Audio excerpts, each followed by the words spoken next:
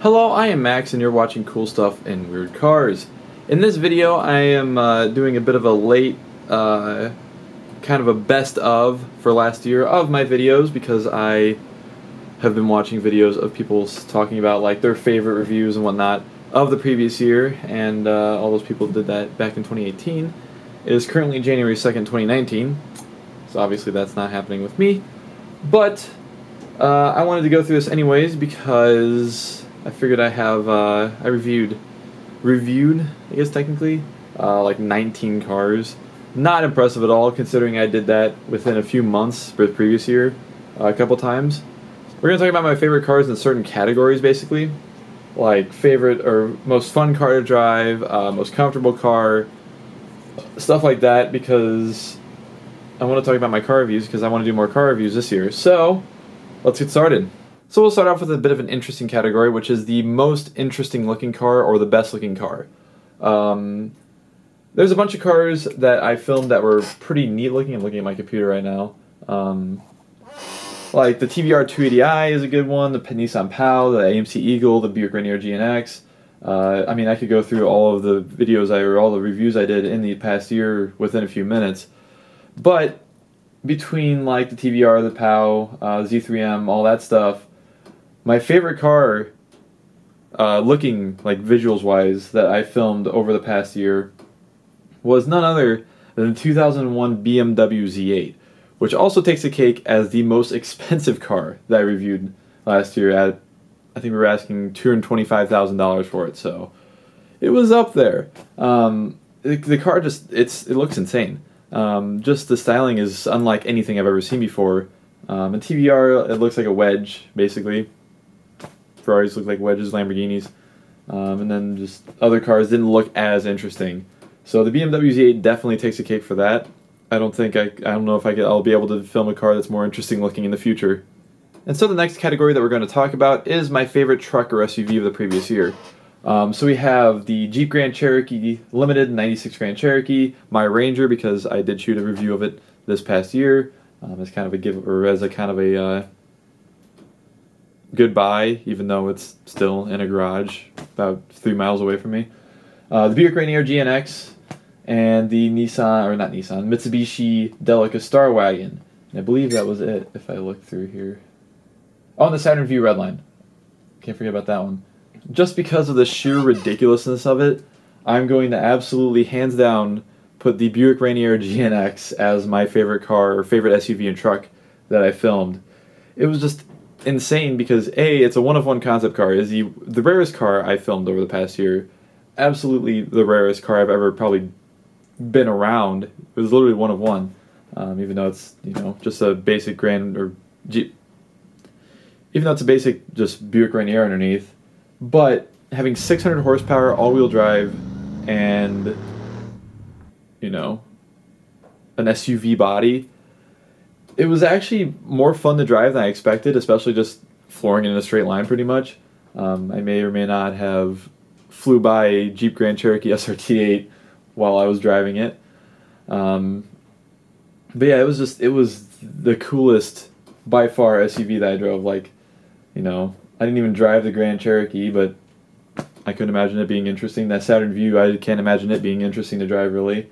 I know what my Rangers like to drive. So I'm definitely going to go with the Buick Rainier GNX as the best SUV and truck.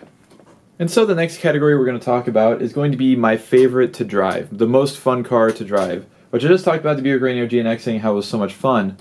But I have to say, out of every car I drove, which the BMW Z3M Roadster, the Panoz AIV Roadster, which was another one I forgot about, and the Z8 and the Ferrari Mondial Mitsubishi 3000 GT were all fun cars to drive. They're all good honorable mentions, but believe it or not, my absolute favorite car that I drove over the past year was the 1977 Datsun 280Z with a Chevy 350 V8 and a 5-speed manual transmission. It was insane how much different that car felt from a normal 280Z, because I've driven pretty much every stock Z from 240, 260, 280, 280ZX, 300ZX, Z31, Z32, and a 350Z. Actually, I didn't drive a 350Z. I drove 370Zs. But even, just, it's so much different, and all of the torque is so much fun. It wasn't incredibly fast because it probably made like 300 something horsepower, low 300s. But I don't know what it was about it, but it was hilariously fun to drive. Probably 5-speed manual definitely helped out with that. But yeah, that was definitely a fun one. And for the next category, we're going to go with the most comfortable car I reviewed this year, which you may have already guessed what the answer to that one is going to be. But a few honorable mentions: the BMW 840 Ci, the Buick or the Jeep. I keep trying to say Buick or Jeep Grand Wagoneer. There's 96 Jeep Grand Cherokee, and the Buick Rainier was also a very comfortable car as well. Just those three are going to be my honorable mentions. But of course, it has to go to my 1994 Lexus LS400. I can't say I've ever driven a car that's much more comfortable than it. Like, it's surprisingly, I mean, not really surprisingly because it's a Lexus, but for 1994 even, it is a fantastically comfortable car to drive. I've, of course, driven it almost 9,000 miles now. So I think I can definitely say that is definitely one of the most comfortable cars I've ever driven in general. And so, of course, I shot 3 different JDM cars this year, all right-hand drive, directly imported from Japan, whatnot. The 1991 Mitsubishi Delica Star Wagon, the 1990 Toyota Supra GT Turbo, and the 1989 Nissan POW. And out of those 3, my favorite of the 3 was definitely the Toyota Supra. It probably will probably come as no surprise, but it was comfortable, it was fairly quick. It wasn't really quick because it was only a 2.0 GT. It wasn't like a 3.0 or anything like that, and it was also an automatic. The 3rd gen Supra has always been kind of a dream car of mine, especially like a JDM one with twin turbos and all that, because I think the US ones only came with a single turbo at most. But just driving that car, especially in the trim that was in the GT with the digital gauges and all the different options and stuff, was just like kind of like a dream come true. So I'm definitely going to say that is the favorite JDM import that I drove over the past year. And so this next one's going to be kind of interesting, and this is no bad feelings towards anybody, but I'm going to go over my least favorite car, or like the worst car I drove over the past year, which is a car that I completely forgot I kind of technically reviewed, which was none other than Aging Wheels Wego. So it's a 2011 Wego Life, basically a little electric car based off of a first-gen smart car, which I also filmed a video of, but it kind of doesn't really fit into any of the categories I've selected for this. So the Wego was interesting because it's electric, but it's slow, and I don't mean slow as just in it accelerates slow. I mean like it will only go 65 miles per hour at most. It's interesting to say the least, and definitely does not make much of a great highway car at all. So definitely probably the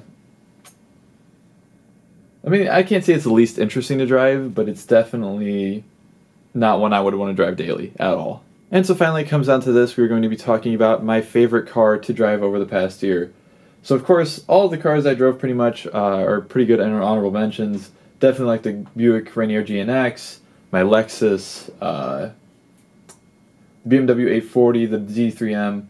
All of those are definitely great cars and are great honorable mentions. But by far, even though it wasn't fast, it wasn't very comfortable, and it wasn't like a top tier quality car, the 1984 AMC Eagle was definitely one of my favorites I drove this year. I drove it more times than once. I drove it to lunch a couple times from work, and drove it around otherwise, and it was just hilarious because everybody looks at it.